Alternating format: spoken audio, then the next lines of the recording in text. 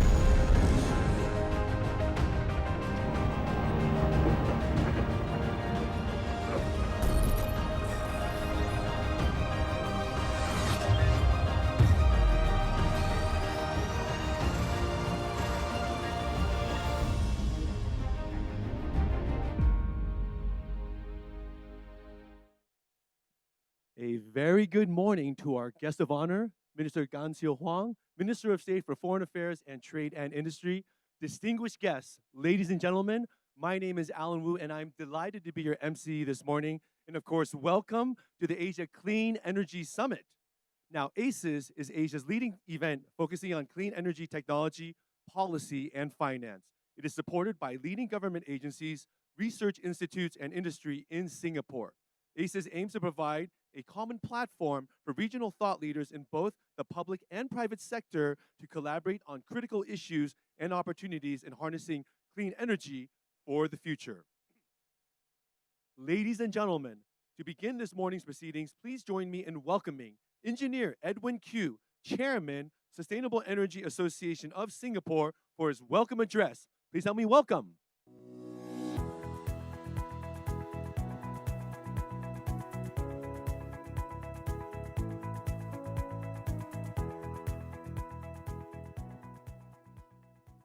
Ms. Gan Xiao Wang, Minister of State, Ministry of Foreign Affairs and Ministry of Trade and Industry, Excellencies, distinguished guests, esteemed panelists, industry leaders, my fellow SEAS members, friends, ladies and gentlemen, good morning.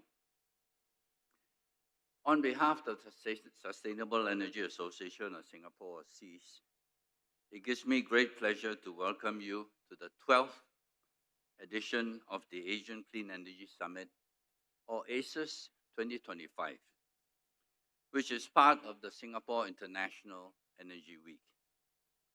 We are honored to have your presence here today as we come together to drive the future of clean energy, not just in Singapore, but across Southeast Asia and beyond.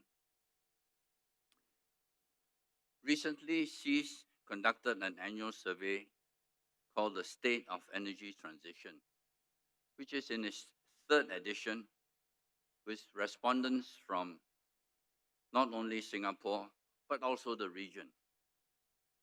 The survey highlights some of the challenges that shape our clean energy journey. These limitations are, for example, grid limitations, regulatory uncertainties, and financing hurdles remain significant obstacles. At the same time, external pressures from geopolitical tensions to supply chain disruptions remind us how fragile progress in this sector can be. Yet, over the years, we have witnessed many encouraging signs with countries, governments, and corporations working together through joint projects and initiatives, many of which involves our SEAS members. A good example is the cross-border solar PV project between Riau, which is Indonesia, and Singapore, where approximately 4 gigawatt AC or 28 gigawatt peak renewable solar power is planned to be supplied to Singapore via subsea cables. It is projected that the first green electrons will flow from Riau to Singapore before the end of 2028. There is also the Laos, Thailand, Malaysia, Singapore power integration project. This hydropower supply project using the ASEAN Power Grid or APG is a pathfinder contract of 100 megawatt, which was launched in 2022 and extended for another 2 years from September 2024 with an increase of additional 100 megawatts. These collaborations show that the region is moving actively in the right direction. The message from stakeholders is clear. We must strengthen cross-border cooperation and communication to build resilience and accelerated progress in developing many more of such projects throughout ASEAN. Fortunately, ASEAN is rich in renewable resources, and collaboration and communication remains the key unlocking them. The APG, which advances both physical interconnections and a market for renewable energy trade, is a cornerstone of this effort. Much still needs to be done by the ASEAN governments, private sector developers, and funders to ensure that this momentum continues. This regional approach and progress directly answers the survey's calls for stronger cooperation and collaboration. For ACES 2025, we have an excellent lineup of events which will see honorable ministers as well as corporate CEOs and key leaders address delegates in the various panels and programs. For the first time, ACES will launch a dedicated bioenergy track, making an important step in broadening the region's renewable energy mix. Bioenergy has significant potential to complement solar, wind, hydrogen, and storage in strengthening energy resilience, and we are proud to place this emerging sector firmly on the regional agenda. We are very honored to be co-hosting the Singapore IRENA High-Level Forum again this year with the Energy Market Authority. This forum will focus on the very important topic of financing the energy transition. We are also co-organizing the energy efficiency track with Infrastructure Asia against the backdrop of ASEAN's fast rising energy demand. This track will explore how energy efficiency and demand-side management can help address the region's energy trilemma. Lastly, we will also be running a workshop with the Asian Development Bank on decentralized energy, renewable energy solutions for Asia and the Pacific. So, ladies and gentlemen, there are many programs and options lined up this year for our delegates in addition to our regular tracks. Alongside the thought leadership and knowledge platforms, we have an exhibition where you can meet clean energy companies who are showcasing their technologies and services in the ballroom next door.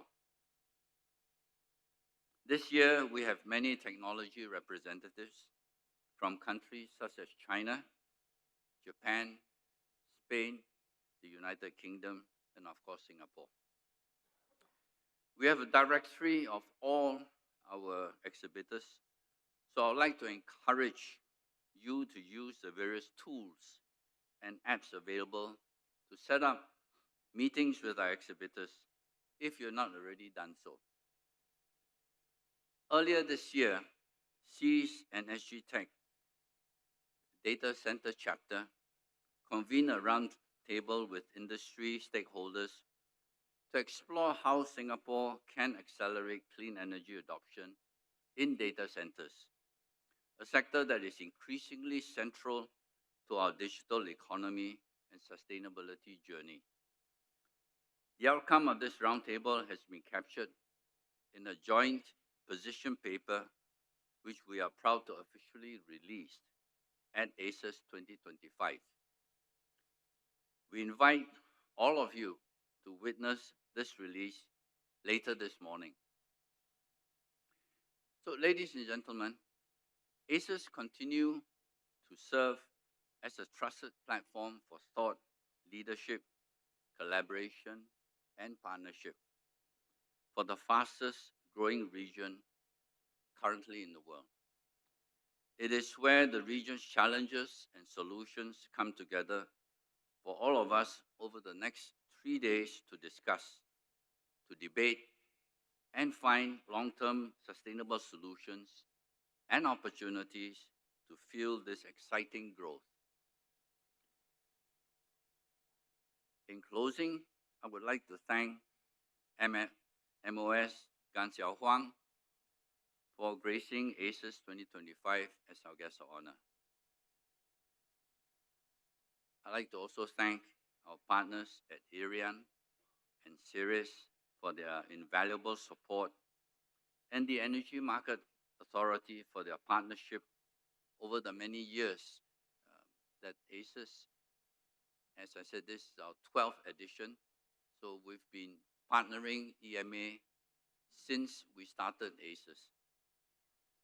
I would also like to thank the Asian Development Bank, the Singapore Economic Development Board, Enterprise Singapore, Infrastructure Asia, and Workforce Singapore for their ongoing and continued support. Last but not least, our special thanks and appreciation must go to the following sponsors. And these are First Gen Corporation, Sun Cable as our premium sponsor, KPMG Singapore as our knowledge partner, DNV as our track sponsors, Climate Resource Exchange International as our carbon neutral sponsor, and to our associate sponsors, Green Energy, Wärtsilä, Yokogawa Engineering Asia Private Limited.